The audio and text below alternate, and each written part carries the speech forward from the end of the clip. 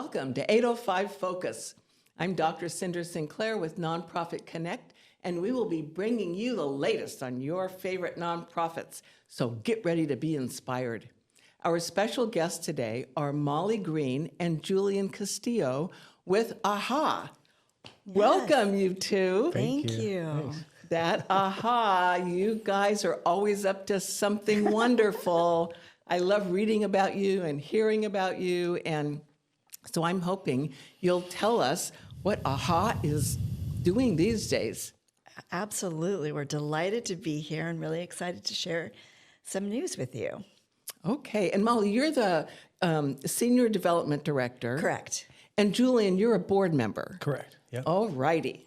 And chair of the programs committee. We have a new committee, so chair of the program committee. Yes. That's an important role. And Julian is uniquely qualified to chair that committee because he has an interesting story to tell. Oh, maybe we should talk about that. Okay, Julian. Sure. Tell us your story. Well, in brief, I've been involved with AHA. I was a participant in the program, and so programs is near and dear because, you know, the content of what we give these kids. I mean, I maybe was floating a little bit, didn't have a ton of direction, and so part of what AHA does, it's therapeutic, it's not therapy, and so there's a lot of psychoeducation around the nervous system. So I'm a licensed marriage family therapist now, and bear with me. Congratulations. Thank you very much, Cinder. And so I wasn't at one time. I was a 17-year-old kind of lost kid. However, You were 17. I was 17, yeah. So it's a teen program, social emotional learning for teens. And from junior high, and we're even now reaching out, Molly knows more about this, to elementary school students, all the way up to the senior year in high school. And so I was kind of floating a little bit lost, and a lot of the staff were marriage family therapists and had a rock solid curriculum around, like I mentioned, nervous system, co-regulation, emotional intelligence, social intelligence, what you're really good at just naturally, Cindy. And so it's very near and dear to my heart that we continue to have the latest up-to-date curriculum and just rock solid, you know, the latest science, but also the greatest kind of heart science, which is how we really convey the message, language of the heart, if you will. Yeah. And another interesting thing about Julian is he was a staff member. So he was a teen in the early days of the program, then on our staff, and now a board member. So I just kind of love that. Okay, so here you were, circle. 17, not exactly knowing where you were going or what you were doing, and That's for sure. and figuring there must be a better way. And so you got involved with AHA. And then how long between the time that you started and when you became a staff member? That's a good question. Well, so I finished up probably I was 18 or something, and I was seeing a therapist at the time. He recommended. I was struggling a little bit socially, a little bit of this, a little bit of that in terms of dabbling with illicit substances. And so he said, hey, maybe go check out this AHA deal. He knew Jennifer and Randy, which were the founders and the co-executive directors. And so then I went and got my bachelor's degree at San Diego State University in psychology, minor in religious studies. Gee. And I was looking for some work thereafter. I was working kind of odd jobs and where life took me different places in San Diego. And I reached out to Jennifer about a position, internship or something. And I came and interviewed, shirt and tie, the whole deal. And so started working. Let's say I was a super senior in college, so I was probably 24, 25. So it was a good 6-7 years later, thereabouts, and then joined as a junior staff member. A junior staff member. Wow. And then you decided you wanted to become a therapist, or and oh, by the way, now you joined the board. Yes. It's a good question, Cinder. And I want to make sure Molly gets some airtime too, because she's the real heart and brains behind the deal. But let's see. Well, I wanted to be a therapist. So like I mentioned, most of the staff are all licensed marriage family therapists or psychologists. Jennifer, another co-founder, psychologist, right? She's a astrological psychologist, fascinating. So I said, wow, I want to be like these people. And I found there was a real healing presence just being in community, right? A common unity with them. And so I was like, well, what do they do? Well, we went to graduate school, got a master's degree, which is 2 years, 3,000 hours later. So I said, okay, I'm going to do that. And I wanted to do that since I was a teen. It just, life is as life is. And it took me in different directions and studying abroad in India and blah, blah, blah, and all these different directions. And then a full circle. I started my private practice, and actually Molly reached out about a board position because trying to get new blood and new energy there. Good job, Molly. She is good. She's a powerhouse in terms of development. I know she is. I want to hear her side of it too. And so now here we are a year plus later and raising awareness and energy with the AHA programs and this rock solid work we do for teens in our community. Yeah. Molly, one of the things that I was so impressed with over the years and was reminded of by looking at your website is empowering teens. Okay, that's what I figured that. And parents, it says. You have a whole program for working with parents and with schools. So maybe you could talk about that. Yes, I'd love to. So AHA was founded in 1999 in the aftermath of the Columbine shootings. Oh. And Jennifer and Randy, our founders, started AHA based on the belief that if you are somehow connected to the person next to you, you're much less likely to harm them. Oh. So it was a small summer program with a very diverse group of teens. It's always been our goal to have diversity in our group so that we can really get to know people that we might not otherwise have a connection with. And it's grown from there, so predominantly teens for many, many years. And then we started offering workshops for parents and for educators, and we've done some of that. Because we give up to 6 free therapeutic sessions to any teen in our program, during COVID, we were seeing how much the parents were really struggling as well. So we opened it up and started offering those sessions to parents. Even a parent that has taken one of our parent groups would be eligible, and educators as well. So we have been, over the last number of years, really ramping up our parent groups. And I think that we have, in collaboration with the Santa Barbara Unified School District, this year we have, I believe it's 17 different parent groups. So we're offering 17. Quite a bit. Yes, and they're all topics that are so relevant to parents these days. Balancing screen life with green life, issues on, connecting with your teens. What are things you can do outside of being inside together? Really coming up with different methods that parents can use to reach their teens where they are at. And so for me, cool. it's we're teaching teens and adults a common language of how to really create a better community. A common language, yeah. Isn't there also like a SEL certification series for parents, like 6 consecutive, or build on one another? Correct. So this fall we just completed a 5-part series, one in Spanish, one in English. Oh wow, and that's they're cool. all Spanish. based on these 5 competencies. So self-awareness, social awareness, emotion management, responsible decision-making, and relationship skills. Wow. So at the end of the 5 sessions, they get a certification, the parents, that they have done. It could be for any adult. It doesn't even have to be for parents. But that they've completed this, and they can use that when they're looking for jobs and things like that. And these are things that are woven into all of our curriculum with teens, these competencies. And of course, they are skills that will last them not only in their high school years, but throughout their future and in whatever they do. And Julian, I bet in your practice you see the importance of that.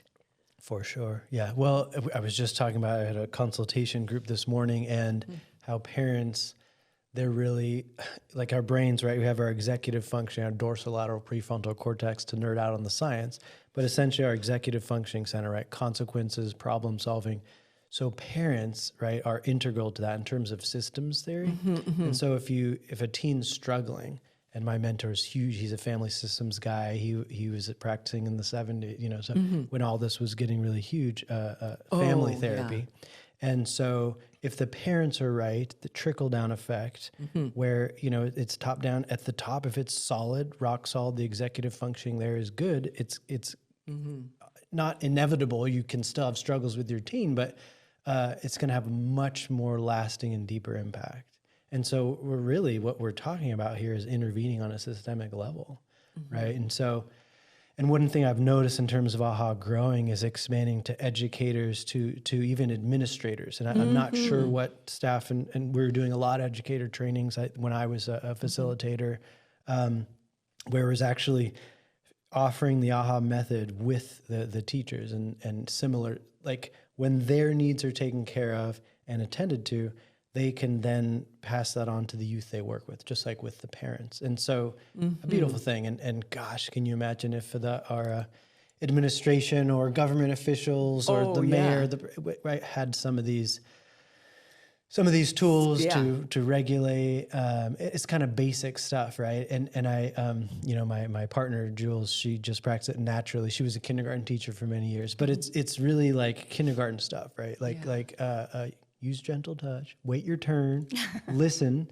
But we don't oftentimes learn. Some of us don't learn that so well, so we need to continuously be educated in that. And we have some very effective curriculum in how to do that. I love how you said the AHA method. Yes, we have a book, the AHA method. Really? Yes.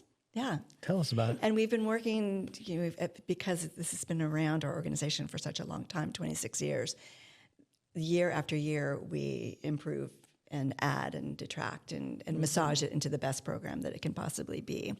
And I think that we call this a wraparound approach, you know, our work with teens, our work with educators, our work with families.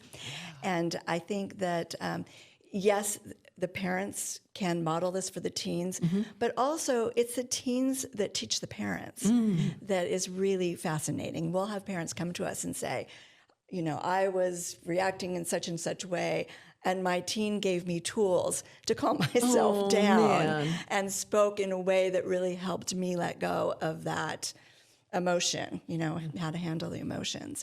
And Julian mentioned something about listening, you know, this listening skills, which is a lost art, in my opinion. And we work a lot with listening to one another. So we'll do something called speed dating, where maybe there's a question that comes up and you and I will have 90 seconds each to answer the question. And if you start, you speak for 90 seconds. I say not a word. I don't say, oh yeah, that happened to me. Oh, you poor thing. I just listen. And then we'll switch, and then I'll have an opportunity to speak, and you will listen. And the depth of connection that comes from that is extraordinary. Wow. We were at an event the other night, and we played this with some people brand new to AHA. And they're shocked. They're shocked at how deep they are able to go.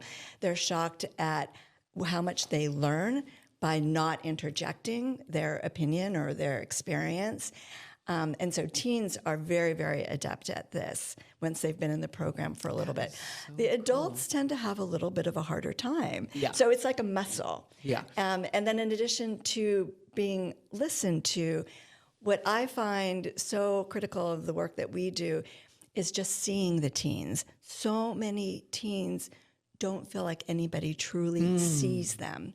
So we never have more than 7 teens per facilitator in any of our groups. And sometimes it's 4 to 1, the ratio. And so we really, really get to know these teens. We get to know them on such a deep level. We can sometimes recognize, you know, a problem that may come before it happens.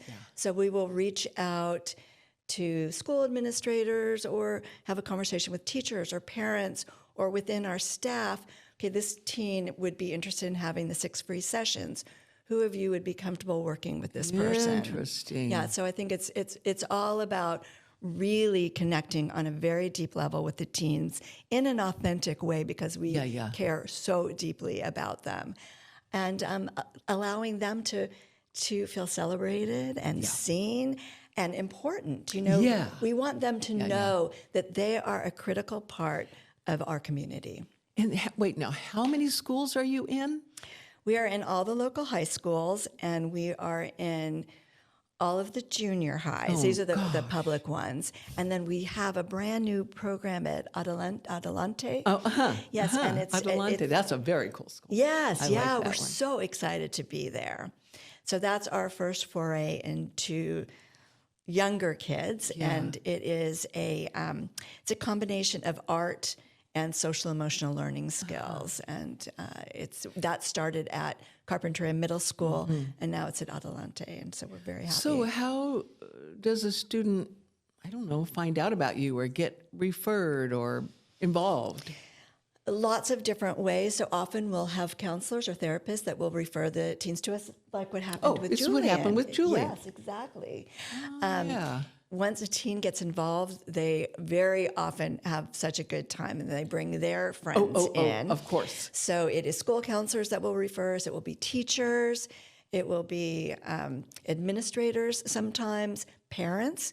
Sometimes the parents, if there is a disciplinary act, something that they have to deal with, they'll say, you need to go to AHA, and the kid will come and just kind of begrudgingly. And then they end up having such a good time that they come back year after year. So we have kids that start in 6th or 7th grade that are with us throughout high school. And so by the time that they are at an older age, they're mentoring the younger ones. And it's pretty really remarkable. And, Julian's not the only alum of our program that we've hired over the years. Oh, really? I think we've hired at least maybe 12 of our alums. Wow. That's great. Maybe even more. And sometimes they'll be at City College or at UCSB or newly graduated. And so to come and get experience working for an organization like AHA is, in my opinion, it beats doing a fast food job, and they're learning real skills that they can take on to for the rest of their lives. Yeah. So AHA is a 501c3 Yes. nonprofit. Yes. I bet if a person goes on your website, you have a donate now button. There is a big red button in the upper right-hand corner. A tax-deductible donation they can make. 100%, And I yes. bet you really welcome those. We absolutely do, particularly as we all know, it's a really trying time. A lot of nonprofits are suffering right now. And so we can only do the work that we do because of the generosity of our community and grants that we apply for. And so we're so grateful for any amount and any support that we get. And we promise that we're very responsible with the dollars we spend. Well, it sure sounds like it to me. So now seems like I heard you say or read it or something about screen time. You have a camp where no screen time? I want to talk about this. You want to talk Yeah, about it? well, We're going to pass over to Julian. Yes, sorry to interrupt you. Go, but Julian. no, it's very exciting, and I was starting to disengage, so I got to get back in the game. But we have a digital cleanse where Digital cleanse. That's a good way to say it. So it's a warm weather deal, right? So I'm not sure if it's still El Capitan. El Capitan Resort, and so pretty nice little cabins there. However, so everyone submits their devices, right, in kind of a ceremonial at the beginning, right? And you can imagine, as you know, how hard it is to put this thing down, especially for these digital natives that were born with a device in the hand. Yep. If you look at one of the best, unfortunately, or most effective, I don't know, but babysitters or occupiers of attention now is our devices, right? So really being born into that. So to set those down for 3-4 days and have just face-to-face, around the fire, have connection circles and counsel, a lot of team building and social emotional skills. It's kind of unprecedented, which is kind of sad, but truly like a kind of one of a kind deal. So that's something that, I mean, gosh, and adults oftentimes say, "Oh, I need that. I want a digital plan." When are you doing one for parents? Yeah. So that's a really cool, and any donation goes directly towards programming, funding the staff, right? It is a nonprofit, and it's not, it's Santa Barbara, and as you well know, but Yeah, it's just such solid work, and just thinking about how, if we really pour resources into our youth, that what kind of like world do we want to create for the future? And maybe we won't be around there for it, but do we want to leave it kind of desolate, or maybe leave some hopeful things, or we can protect both the planet and the people therein? And you are doing exactly that, pouring all the resources into the youth and the parents and the schools and our whole community. Thank you for that. And thank you for coming on our show to share your great work with us. Thank you. It's a Thank pleasure. you, Cinder. Thank you. Thank you. And thanks for joining us on 805 Focus, and we'll see you next time.